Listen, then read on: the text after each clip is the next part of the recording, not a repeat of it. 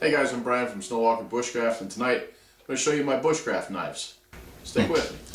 Hey guys, we're back, and basically what you have here on the table is the knives that I'm currently using right now when I go off into the woods. My primary knives that I use start off with an Ontario Tac 1. The steel in it is high carbon steel. It is parkerized. It's flat ground, okay, for the grind, and it has micarta handles. I put a lanyard in it. Good all-around field knife. Good for batoning. Good for doing some fine work. Your traps and general bushcrafting all around.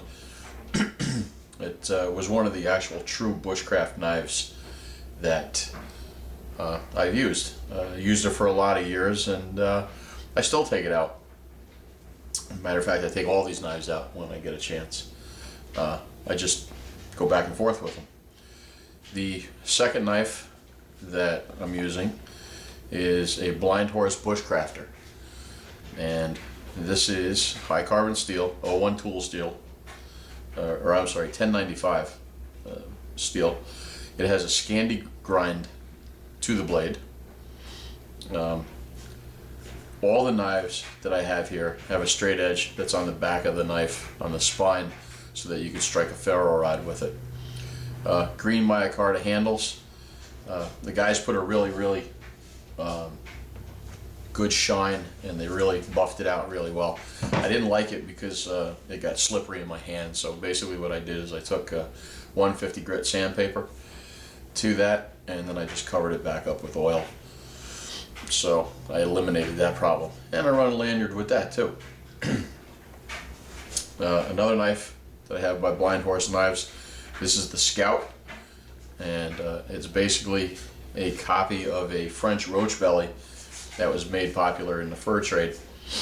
It's flat ground knife, high carbon steel, stabilized maple handle, and it was really a beautiful knife. So I picked that up, and I'm used to using a flat ground blade with the Ontario, so it wasn't much of a transition there. The last one that I have here is the Blind Horse Pathfinder, and with that I put a patina on it, and it was like the second knife that I actually put a patina on, and I wound up doing it with apple cider vinegar and mustard. Scandi ground blade, very thick blade, good for batoning, everything, bushcrafting, some fine work, you know, all your detail work and everything. But one thing that I wish that they had done actually is made this a little thicker in here. That's the actual only complaint I have about the knife. Other than that, all these knives, you know, I'll constantly take out. Now some knives that I actually use to accompany these, because I do carry more than one blade out there, is I have the Bush Baby, which is actually the little brother to the Bushcrafter. Same thing. It's Scandi ground blade, micarta handles or grips, and I carry that in a neck sheath. This little Frontier First by Blind Horse was actually the first Blind Horse knife that I bought. Again, stabilized maple handle, and I use it as a little brother to this one. So this does all my small needs, my notch cutting and things of that nature. And the last one is the least expensive knife, which works perfectly. It works as good as these, and I wish I actually bought a couple of these before I actually spent money on expensive knives, but is a Mora, and I can't say enough about them. Scandi ground blade, very sharp, and they do the job.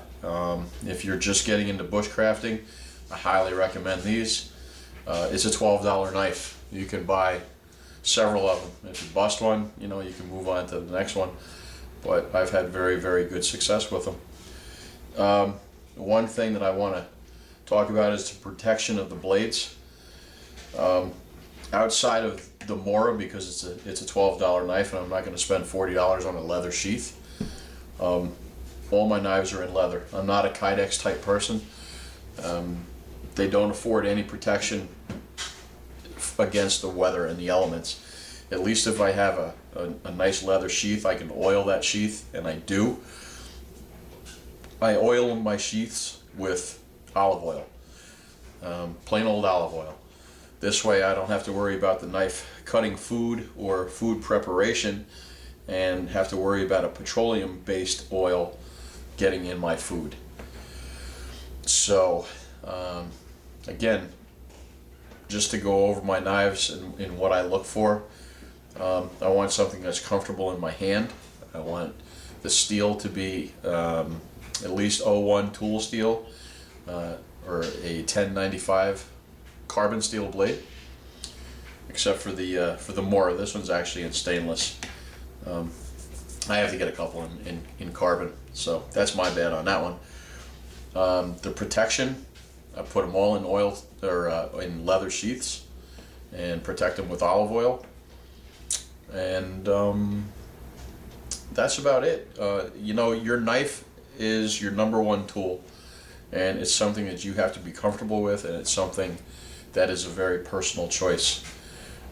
Try not to over knife yourself, a knife that's too big so that it can't do, you know, some smaller tasks, and try not to under knife yourself where you're not going to be able to baton wood for the size that you need for firewood and for doing camp chores and things of that nature. So those are my knives. You know, again, your knife is your personal choice, and whichever one that you have in your hand, if it works for you, then that's the right knife for you. So this is Brian from Snowwalker Bushcraft, and I thank you for your time, and I thank you for your comments. Until the next one, take it easy.